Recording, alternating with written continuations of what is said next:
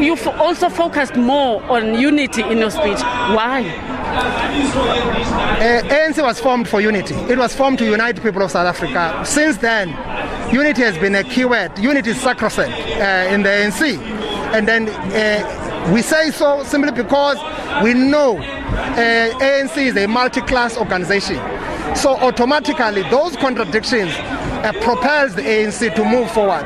So that unity becomes this glue that keeps us together, that has helped us to arrive at 1994.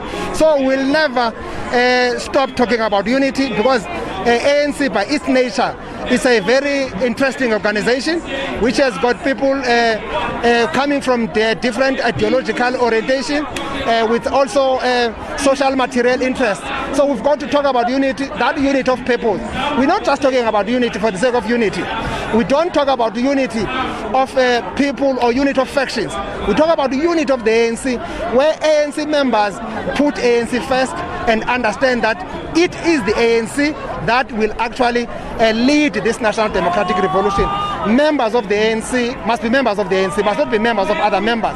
We've got to fight all these maleficence that we see, whether it's corruption, whether it's the issues of your factions. Where we see just everyone just gets elected for the sake of being elected. We have said we need to develop a clear program of action. Whoever gets elected in the ANC, understand what ANC is all about. This unity is actually there simply because we must actually achieve the aims and objectives of the African National Congress. You also said, Premier, that some people hate you simply because the province, the Eastern Cape, made a very strong view at the last national conference. Who hates you, Premier, and why? Well, I'll tell you. See, I've been watching this thing for some time.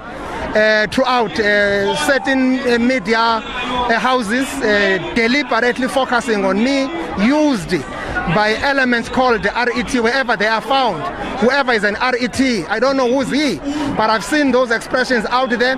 Clear attack on individuals, but I understood that it's not only attack on me, it's an attack to this collective. There are people who never accepted that there was a conference in 2017 that elected the collective that has led the province over the 4 years. Those people have never stopped to work against it. Those people have never stopped to paralyze it. They are found nationally, they are found everywhere. We know them, and that's the fortunate thing about it. And we know people invest in the Eastern Cape because whoever is in a mischief in the ANC politics, even nationally, they invest in the divisions of the ANC in a number of provinces, including Eastern Cape.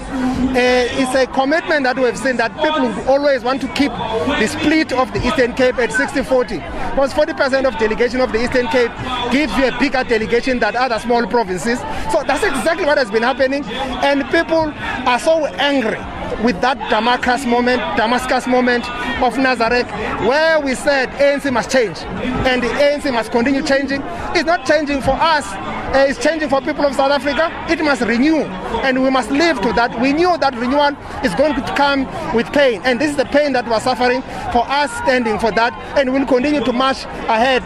We are quite happy with President Ramaphosa because he's one president who actually stood out to put his foot down to say that time of renewing ANC has come. It must continue, and we cannot collapse that program. We understand it. There are some who are comfortable where ANC is when it is being strongly held by the factions. We've got to deal with those issues, put them aside, and march ahead with the ANC that will put and carry the aspirations of our people forward. And lastly, Premier, you also said in your speech that you are for, or you support the implementation of the of Judge Zondo's judgment, regardless of who it affects. One will wonder, you interdicted the public protector, so how do you say that? You know, it's what the legal instrument allows all of us. I'm not the first person. Many people have done that. I've gone to the Integrity Commission in this province. I gave them all the facts at my disposal. They've entertained those facts. They've dealt with those facts.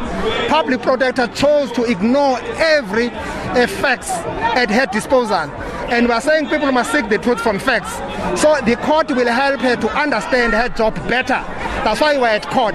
And people have taken that report for review, not for the first time. I've done that like many other people. So Integrity Commission cleared me for now. And there can't be a law for Mabuyane. Forget about this obsession that is out there for everyone stand up every day, people being obsessed about Mabuyane, etc. So that is going to be, for this part of the pushback, we are clear about that. People are pushing back. People are trying to mud everyone who's able to stand firm on a principled matter that seeks to renew the ANC. Thank you very much. That is the Premier of the Eastern Cape, Mr. Oscar Mabuyane, telling us about his speech that he just made inside. He just cut the cake. He's going back now so that the party members can enjoy. He is saying, when I summarize what he just said, that from what he said inside the tent in his speech, that he encourages that the party members must deal with everything that attacks the ideological differences so that they can deal with those. He also says that there are people who are attacking the Eastern Cape for its strong views that they showed in the last national conference that they held. It back to you in studio.